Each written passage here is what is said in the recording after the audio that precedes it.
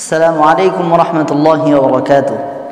প্রিয় দর্শক শ্রোতা, আল্লাহ রব্বুল আলামিন কোরআনে কারিমে কোনো একটি অক্ষর বরং কোনো একটি জবর জের পেশ অনর্থক করেননি, অনর্থক দেননি। আল্লাহ তাআলা কোরআনে কারিমে ইরশাদ করেন, ইন্না নাহনু নাযালনা যিকরা ওয়া ইন্না লাহু লাহাফিজুন।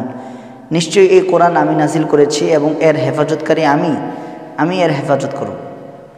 সেজন্য সূরা ফাতিহা থেকে নাস পর্যন্ত কেউ কোনো একটি জবর জের পেশ পরিবর্তন করতে পারেননি, পারবেও না। এবং প্রত্যেকটি জবর জের পেশের পিছনে গুরুত্বপূর্ণ রহস্য আছে। আজকে আমরা তেমন কিছু একটা উদাহরণ নিয়ে আপনাদের সামনে উপস্থিত হয়েছি। আল্লাহ রাব্বুল আলামিন ইরশাদ করেন, ওয়ামান আউফা বিমা আহাদা আলাইহুল্লাহ।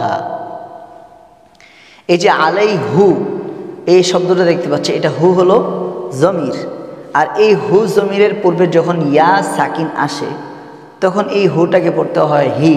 যেমন অন্য আয়াতে আছে, ওয়ামা আসআলুকুম আলাইহি, কিন্তু এই জায়গার মধ্যে আল্লাহ তাআলা হু উল্লেখ করছেন। এবং কোরআনে কারিমে সূরাতুল ফাতহের মধ্যে আমরা 10 নম্বর আয়াতে আলাইহু পড়ি, হি কিন্তু পড়ি না। কিন্তু এর কারণ কি? আলাইহি এটা হলো স্বাভাবিক নিয়ম, হুয়ের আগে যদি ইয়া সাকিন আসে তাহলে হি পড়তে হয়, কিন্তু এই জায়গায় হি আর পড়া হয়নি, হুয়ে রয়ে গেছে। এর কারণ কি? রহস্য কি?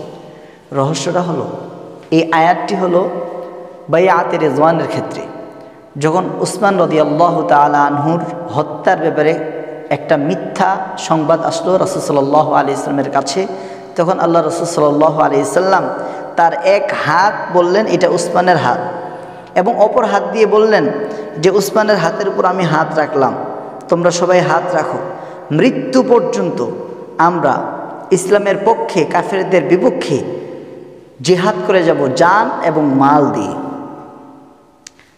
উসমানের হত্যার বদলা স্বরূপ। আর আমরা জানি শুধুমাত্র সারা জীবন না, এক সপ্তাহ না, একদিনের জন্য আপনি যদি আপনার সমস্ত জান মাল আল্লাহর রাস্তায় কোরবান করে দেন, এটা আপনার জন্য কতটা কষ্ট দেয়।